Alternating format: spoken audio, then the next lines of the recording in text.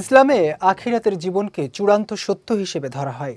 দুনিয়ার জীবন শেষ হওয়ার পর কবরই মানুষের প্রথম অবস্থান, যেখানে শুরু হয় হিসাব ও পরীক্ষা।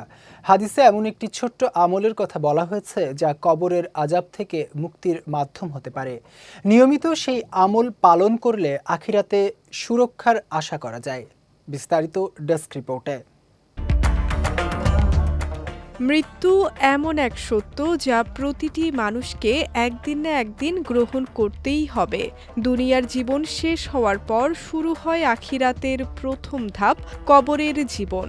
ইসলামী বিশ্বাস অনুযায়ী এই কবরের জীবনেই শুরু হয় পরীক্ষার সূচনা, যেখানে ফেরেশতা, মুনকার ও নাকিরের প্রশ্নের মুখোমুখি হতে হয় মানুষকে।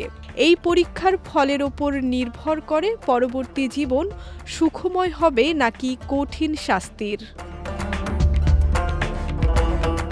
পবিত্র কুরআনে আল্লাহ তাআলা বলেন, তোমরা যেখানেই থাকো না কেন মৃত্যু তোমাদের পেয়ে বসবেই।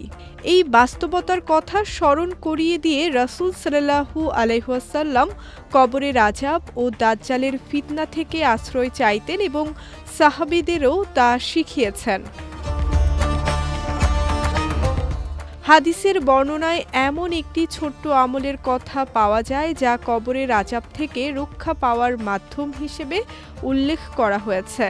এক সাহাবী একবার অজান্তে একটি কবরের ওপর তাঁবু স্থাপন করেন।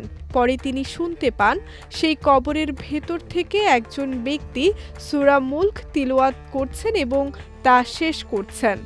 বিষয়টি তিনি রাসূল সাল্লাল্লাহু আলাইহি ওয়াসাল্লামকে জানালে তিনি বলেন, এটি একটি প্রতিরোধকারী সূরা যা কবরের আযাব থেকে মুক্তি দেয়।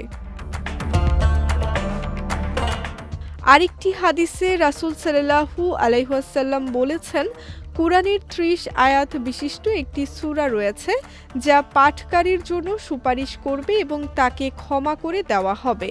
সেই সূরাটি হলো সূরা মুলক। সূরা মুলক নিয়মিত তিলাওয়াতকে ইসলামী আলেমরা একটি গুরুত্বপূর্ণ আমল হিসেবে উল্লেখ করেছেন।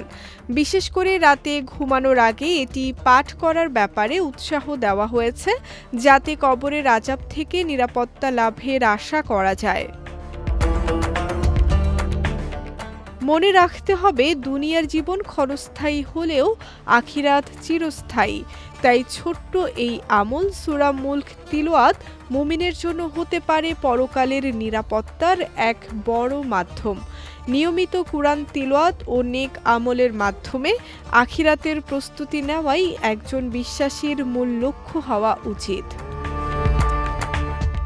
বিজয় টিভি নিউজ ডেস্ক।